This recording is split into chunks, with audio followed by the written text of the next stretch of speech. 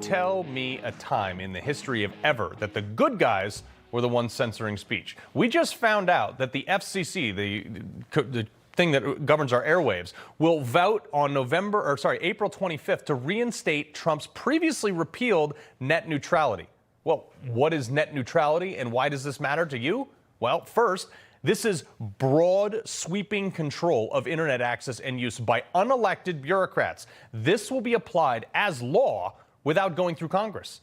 That is never a good thing, folks.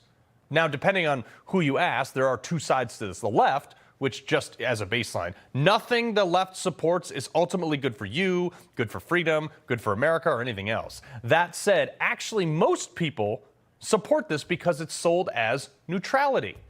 It will mandate that service providers can't throttle competitors or offer free premium service to one company but not to another. Now, yes, this sounds great, but like every liberal policy, when it's put into real-world example, it's not great. Do you have AT&T, for example?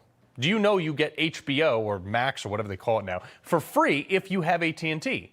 But when net neutrality is reimposed, and it probably will be, you will lose HBO. In fact, you will lose a lot of things that you will now be forced to buy additionally as an extra because package deals like that will be banned.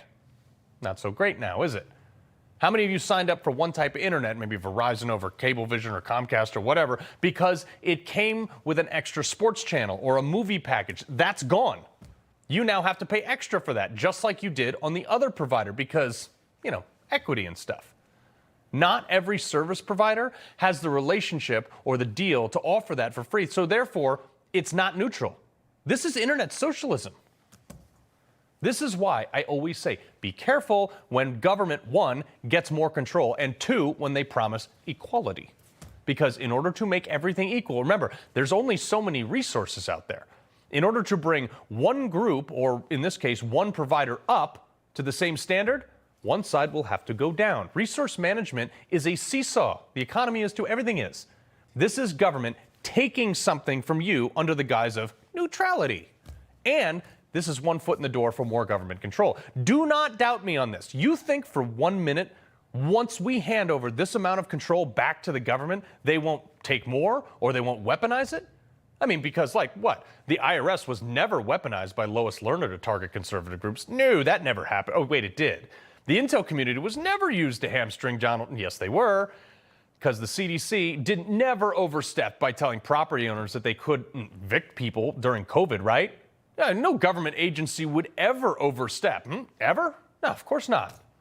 But sure, let's go ahead and trust them with this one. I'm sure the FCC will be different this time. In fact, the chairwoman of the Economic Club of New York, whatever that is, said this: everyone needs access to it, meaning the internet, and therefore we need to have oversight over it. Really? So a service that the government thinks we all need means they should have oversight, i.e. control? Wow, where have we heard this before? Oh, that's right, healthcare. Our healthcare system is broken, it is dysfunctional, and it is getting worse. A rational healthcare system is one that guarantees healthcare to all people as a human right. Net neutrality is the Obamacare of the internet. And how'd that work out? How did the government promise to make healthcare more affordable and more accessible? How'd that work out for Americans? Well, according to the Heritage Foundation, Obamacare doubled the cost of individual market health insurance. The national average monthly premium paid in individual market in 2013 was $244, while by 2019, it was $558, more than doubling in a few years. Thanks to Obama. The government has a near monopoly on healthcare now. Are we healthier? No. In fact, almost half the country is obese or sick.